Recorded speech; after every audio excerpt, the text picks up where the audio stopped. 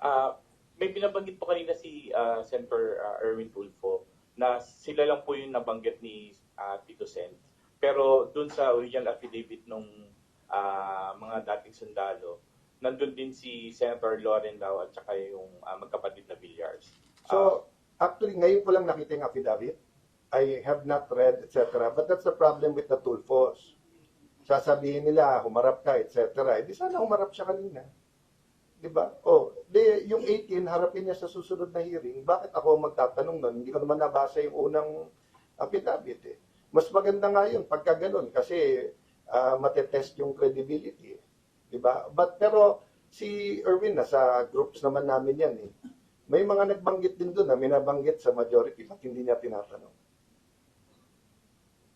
Meron din doon, nabanggit sa majority nila. Oh. Ang sagot nila doon, hindi daw credible yung witness na yon. Pero yung witness na yon ay ginagamit laban kila Tirol Villanueva at sa ibang mga senador. Kaya sinasabi ko nga sa inyo, bantayan nyo ng gusto yung Blue Ribbon Committee kasi imbis na instrument for truth, ginagamit na instrument para magkaroon ng mga scapegoats o kaya selective justice o kaya ginagamit para hindi mabuo yung tunay na majority. Okay lang, last follow-up. Paano po sa Lunes? Kasi nagbanggit na po si Senator Erwin na they will also hold the Blue Ribbon hearing on Monday. Ano pong gagawin po ng grupo po? I will assert, di ba, the powers of the Senate President. Having said that, have any one of you known me in my ilan years na ba ako in government? 8 plus 34 years in government. Have I ever stopped anyone who wants to talk? Siguro kung may time limit. So gusto nilang gamitin yung Senate, gusto nilang magkaroon ng event, go ahead. But it's not an official Blue Ribbon hearing because hindi naman siya chairman ng Blue Ribbon hearing. Di ba? Ang tapang-tapang nila magsabi dati na dapat mag-inhibit yung mga wala doon. Eh. Ngayon, sila nabanggit. Gusto nila mag-hearing. Ayaw nila ba't ba ayaw nila mag-hearing today? Di ba? Kaya nga sila nagganyan kahapon. Eh. Okay, next. Next question, Hannah T. from Villarreal. Hi, Sen. Can you please explain to us lang po if paano po ito, like how does this bear any weight? Meron po bang presence ng broom staff kanina? Paano po ito papasok sa Senate records given na hiwalay po yung kampo nyo and gatsayan? That's a good question, not only because it happened today, we expect it to happen in the next few weeks. So that's what I meant na kaninong... Sorry. Hello. Sorry. So, hindi pa ako nagbe-breakfast, kaya okay, 3 o'clock na, tama. So, democracy is messy. And we're in a mess. I'm just saying, they never gave us a chance. From the day we took over, how many Senate presidents na ang nadaanan ko since 2007? May honeymoon period yan eh. Whether matagal o maikli, di ba? Ako day 1, kay Bato, day 2, privilege speech. Pinagbigyan nila ako privilege speech. Tapos day 3, eto na, yung NBI na dito. The next week, privilege speech. Upakan kami na kami ang magulo. Tapos sasabihin kami hindi nagtatrabaho. Do you know that until today, kahit kahapon yung never sila nagbasa ng members nila sa kahit anong committee. So paano nila sasabihin gusto nila magtrabaho na? Every day tinatanong ko anong committees ang gusto nyo at hindi nila binabasa kahit membership. Tapos sila ang gusto magtrabaho. They want power, not work. Susan, pasok po ito sa Senate records. Ayan, we're going to have, our staff are going to have to do it. How about the broom staff po? Meron po bang presence ng... I'm not sure. May nag-attend na taga-broom. Wala. Paano po kung magtutuloy-tuloy to, Sen? Hahantong ba ito sa committee report? He'll be part of our history. If you look at the history of the United States, nagka-civil war pa. Diba? Because nga yung North at South hindi magkasundo sa slavery. There's a lot of votes in the US Congress, pati constitutional change that were one vote. Diba? Nagkaroon ng time, ang Supreme Court hindi sinunod ni President Kennedy. So part of democracy talaga is it's messy. But yun nga, remember, people make the actions for the institutions. So in the end, the Chilean group blames us, we blame them, But in the end, I take responsibility. We're all to blame. Di ba? I'm just saying it's unfair to say magulo yung time ni Kaita. Kayo nang gugulo eh. Di ba? Sila nang gugulo eh. Tapos sasabihin nila magulo. Di ba? Last na po, na-mention niyo po kanina na ayaw po ng Soto Camp umalis sa Senate President's office. No, I'm We saying- sought comment from Tito Sen No. actually. To tell, what I'm saying is that he kept on extending it. I allowed it. Then we kept on taking. Sabi niya, di ba? So I was saying that in context na gusto makipag-usap ni Senator Win. Oh, prove your sincerity. Vacate the SP room. Mag-meeting tayo doon. Oh. Pero yung ite-take over niya, tapos sasabihin niya siya na ang Senate President, kahit acting, hindi good faith yun.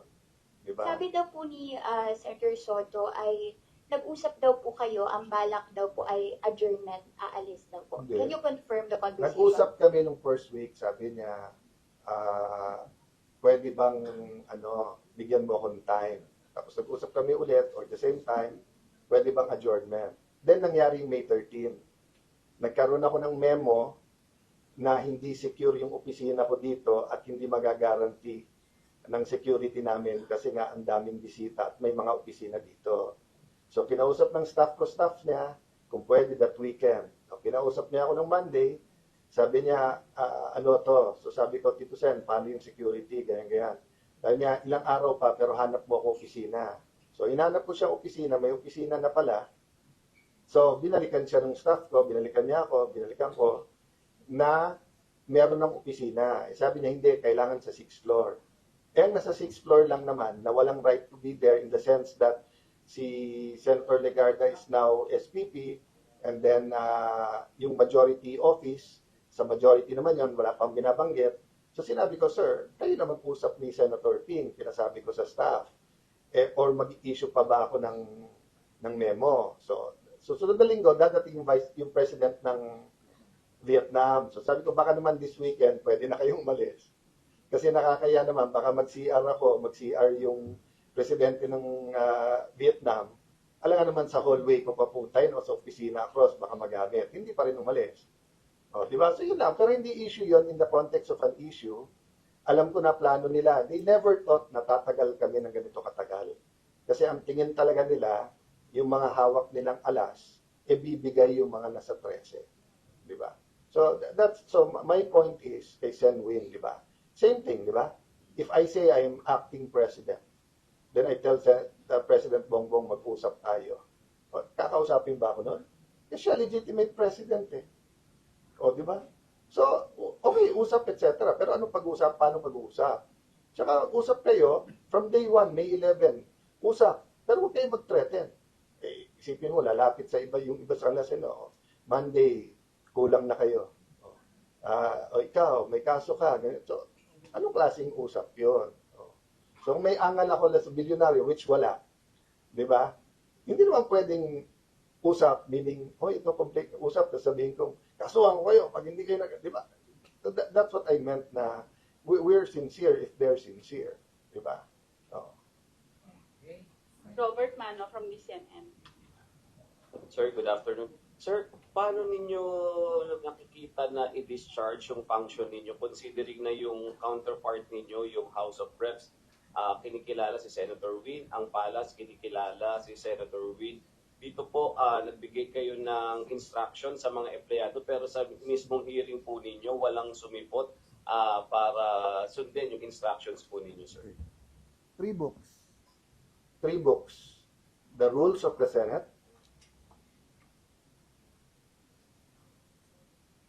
the Philippine Constitution, and mawalang galang sa mga hindi nating ka-religion na mga Christian, the Bible. Do we follow power or do we follow these 3 books? And yung pagsunod ng House of Representatives at saka ng Malacanang, obvious na play nila yun. Diba? So yung mga empleyado, give them time over the weekend pag-isipan, pero hindi madali sa kanila kasi livelihood nila at career nila at stake. At alam mo naman Pilipino, we have a notion of utang na loob. So kung nagpasok sa kanila ay si Senator Coco, Senator Drilon, etc., lumalabas sa, actually, sabi nila pagka si Alan Cayetano hindi unifier, di ba? Di totoo yun, ha? Kita mo, lahat sila, Marcos na rin. Nagkaisa sila doon. No. Napagkaisa ko sila doon. Yung kaliwa, yung mga dilaw, yung mga pink, yung mga dating aktivista, yung mga dito. Kampi-kampi na ngayon sila sa Malacanang. So napagkaisa ko sila. So hindi totoo na hindi ako unifier. Thank you.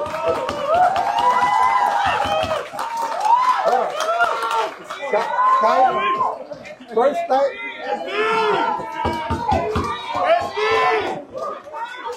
First time ako nagpalakpakan ng media, walang bayad yun. Ha?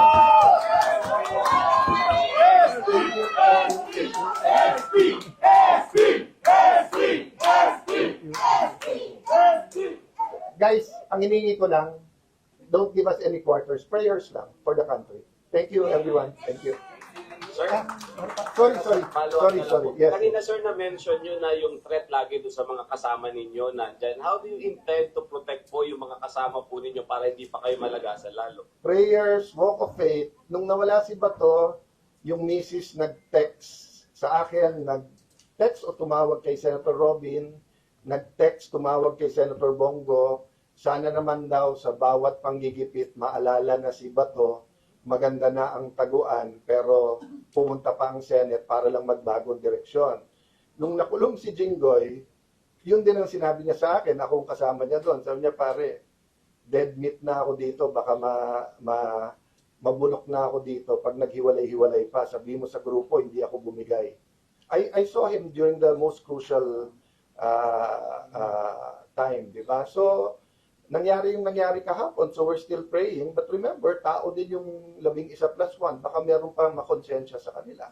Diba? You know, the problem with corruption in the Philippines is that when you put every single person under the microscope, may makikita ka eh. Diba? The best answer I heard was the former Secretary Angie Reyes. Sabi niya, alam mo, pag tinanong yung politiko, nagnakaw ka ba? Eh sabi niya, mag-uwi ka lang ng paperclip eh. Nasa gobyerno nagnakaw ka na eh. So it's a matter of degree eh. So that's why, di ba, once upon a time sabi ko, baka gusto nyo resign all na lang, tapos bawal na tayo tumakbo, para clean slate. Lahat sila ayaw. Kasi nagkaisa din sila, ako lang daw dapat mag-resign. Kaya I unify people. Okay? Thank you. Marami. Last two Are you still questions. confident, Sen, sa grupo nyo na wala nang kakalas, knowing na lumipat na si Senator G? Confident ako na pare-pareho prinsipyo namin and that we'll make the right decisions together. Kasi kung ako lang ha, parang gusto ko nang sabihin dalawa sa kanila na pairam nyo na yung boto kasi ang hirap ng pinagdadaanan nila. Tapos para bang ako lang nakikinabang dahil akong SP. So although alam na nila na ilan kaso na at ilan na ang hinalungkat sa akin, so nandun yung support. So I'm confident in our democracy. I'm confident that the Philippines is a country of the Lord. So I face this. I'll just quote someone na nakasama ko. Sabi niya sa akin, Brad, alam mo naman ako, kasi magkasama kami noon. Hindi ko nakasama kay Erap, nakasama ko kay GMA na. Sabi niya sa akin, Brad, alam mo naman, kahit barilin ako sa Luneta, single ako noon, wala akong pamilya, wala akong asawa, bata pa tatay ko. Pero ngayon, baka takayin sa puso tatay ko, pero hindi ako kakalas. So, ganun na yung salitaan namin eh. So, although may asawa ko, I haven't been blessed to have children. I have a lot of pamangkins I treat as my children. I have my ate na I didn't want to pull in. But she's a senator as much as me and she's happy to do this. She didn't want the blue ribbon. But kanina siya nagsabing, Al, kung magkakagulo doon sa baba, baka respeto nila kung babae. So siya ang bumaba. Buti lang sumama si Robin kasi kahit pala babae, haharangin pa rin sa baba. So I'm confident God is in control, but I cannot tell you more than now. And I don't know what will happen later. I don't know what will happen tomorrow. I don't know what will happen Monday. Thank you. Matthew Perez from Malaya. Kanina na-hack yung Facebook ni Senator Marcoleta. Tinignan ko, may nagda-drum. Sabi ko, baka bombo yun.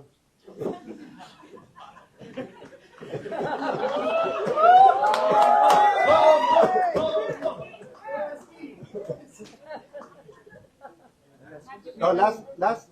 Senator, Yeah, go ahead. questions from me, Matthew from Matthew, Malaya. yes. Yes, I would like to ask, how do you feel about the palace recognizing the leadership of acting Senate President Sherwin Gatchalian? Expected. I don't feel bad about that kasi expected. I feel bad na since actually nagpahiwatig ako sa palasyo 2 weeks before I took over. I talked to many of their allies and told them mukhang improbable na pumalit kaming grupo pero possible. Improbable dahil marami kayong hawak dahil tinatakot nyo pero probable kasi hindi na tenable yung ginagawa ni Senator Lacson, Senator Pangilinan, Senator Soto. So, nung nagulat sila, nagsisisihan na kasi hindi sila naniwalang mangyayari, pinaabot ko na priority namin impartial na impeachment kasi yan naman hihingi ng ating mga kababayan at yung ekonomiya kasi hindi natin nararamdaman dito sa Manila at dito sa mga air condition na kwarto pero yung mga kababayan natin sa bawat barangay, whether Metro Manila, Luzon, Visayas, Mindanao, OFW sa Middle East, nararamdaman nila. So, tinanong ng mga ibang kakampi nila, Blue Ribbon, sabi ko, we want to know the truth. But we want it as a fair, so sana both sides nandun. So nagulat lang kami for the next 3 weeks, kami nakalaban. But maybe I can say I just found out today kasi grabe pala yung mga testimony. Again, totoo.